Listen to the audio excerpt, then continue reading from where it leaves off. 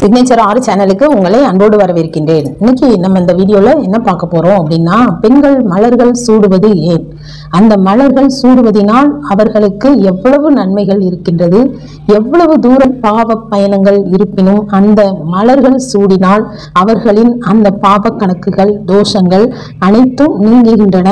ஆகவே பெண்கள் தலையில் மலர் சூடியே ஆக வேண்டும் என்கின்ற கட்டாயத்தில் மலர்கள் பிறக்கப்படுகின்றன. அதாவது மலர்கள் பிறந்ததே பெண்களுக்காக தான்.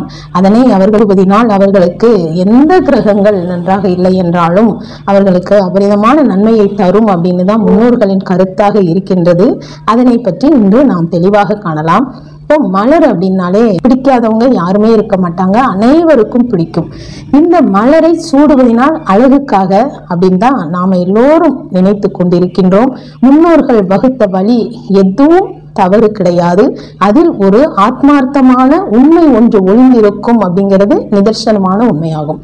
இப்போ அது என்ன அப்படின்னா, ஒரு பெண் மலர்கள் சூடி அது காய்ந்தவுடன் எடுத்து வெளியில் போடும் பொழுது அவர்களை சேர்ந்த கொஞ்சம் பாவங்களாவது கொஞ்சம் தோஷங்களாவது பிறவி கர்மாவாவது கொஞ்சமாக வெளியேறுகின்றது அப்படிங்கிறது தான் அர்த்தம். அப்ப அவங்க வாழ்க்கையில வாழ்நாளில் எவ்வளவு மலர்கள் சூடி இருக்கின்றார்கள், அவ்வளவு கர்மாக்கள் கழிக்கப்படுகின்றன, பாவங்கள் வெளியேறுகின்றன, தெரிந்தோ தெரியாமலோ தோஷங்கள் இருப்பினும் நிவர்த்தி ஆகின்றன அப்படின்னு கூறப்படுகின்றன. அப்ப இப்படி இருக்கும்போது சில பேருக்கு இந்த மலர் சூடினால் தலைவலி வரும் என்று சொல்வார்கள். மலர் வைக்கவும் மாட்டார்கள். மகிழ்ச்சி நிறைந்த இந்த மலர் சூடுவதினால் எவ்வளவு நன்மைகள் இருக்கு அப்படின்னு தெரிந்தால் இனிமேல் நான் பூ வைக்க மாட்டேன் அப்படின்னு, எனக்கு வேண்டாம் அப்படின்னு யாருமே சொல்ல மாட்டாங்க. அவ்வளவு நன்மைகள் இருக்கு. உதாரணமாக நினைத்து பாருங்கள், ஒரு பெண்ணின் வாழ்க்கையில் முதல் அவர்களுக்கு மகிழ்ச்சி ஊட்டும் நாள் வரும்போதும் அங்கே முதலில் இடம்பெறுவது மலர்தான். ஒரு பெண்ணை காண போக வேண்டும் என்றாலும் முதலில் பூ வாங்கிட்டு தான் நாம போய் பார்ப்போம். அடுத்ததாக திருமணத்தில் என்ன இருக்கின்றதோ இல்லையோ அங்க பூ மாலைகளும் எழுத்து மாலைகளும் மலர்களும் எங்கு பார்த்தாலும் மலர்மயமாக இருக்கும். விதவிதமான பூக்கள் அன்று காலை தொட்டு இரவு வரைக்கும் மலர்கள் நிறைய காணப்படும் திருமண நாளில். அது அனைத்திற்கும் ஒவ்வொரு தத்துவங்கள் நிறைந்திருக்கின்றன. இறைவனுக்கு மலர் சூடுவதினால் யார் வாங்கி கொடுக்கின்றார்களோ அவர்களுக்கு தோஷங்கள் போகும். இப்ப இறைவனுக்கு நாம 10 முழம் பூ வாங்கி கொடுக்கின்றோம் அப்படின்னு சொன்னா அந்த பூ இறைவன் திருமேனியை அலங்கரித்து அது காய்ந்தவுடன் வெளியில் போடும் பொழுது வாங்கி கொடுத்தவர்களின் தோஷம் அங்கே கரைந்துவிடும், பாவங்கள் இல்லாமல் போகும். இப்படி ஒரு மலர் என்று பார்த்து விட்டால் அவ்வளவு விஷயங்கள் இருக்கின்றன. இப்பொழுது உங்களுக்கு ஏறக்குறைய நன்றாக புரிந்திருக்கும், இந்த பூ வைக்கிறதுனால இவ்வளவு விஷயங்கள் இருக்கா அப்படின்னு. தினம் கொஞ்சமாவது தலையில் பூச்சி விடுங்கள், விதவிதமான பூச்சி விடுங்கள். எந்த கலர்ல என்ன மலர், அனைத்து மலர்களிலும் தத்துவங்கள் உள்ளன.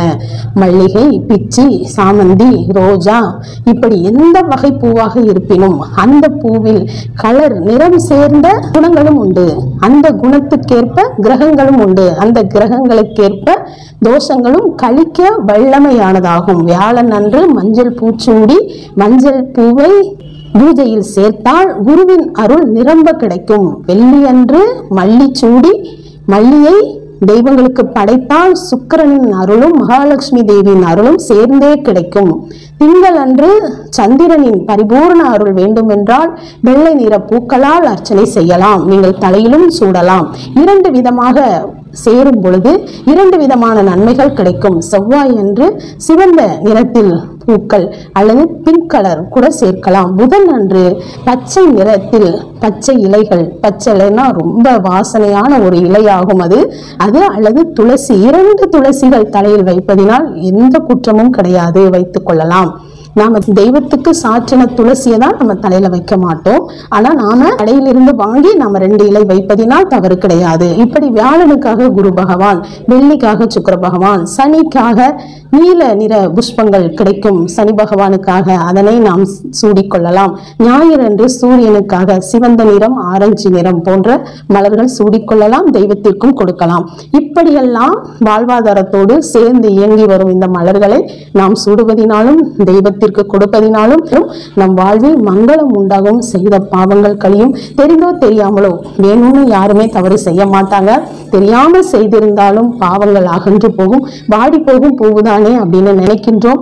அந்த பூவுக்குள் அவ்வளவு தியாக உள்ளம் இருக்கின்றன. அந்த மலருக்குள் உலகத்தில் உலகம் மிக பெரியது. சில பேர்கிட்ட போய் உள்ளம் பெரிதா உலகம் பெரிதா அப்படின்னு கேட்டா நல்ல விவரம் தெரிஞ்சவங்க உள்ளம் தான் அப்படின்னு சொல்லுவாங்க.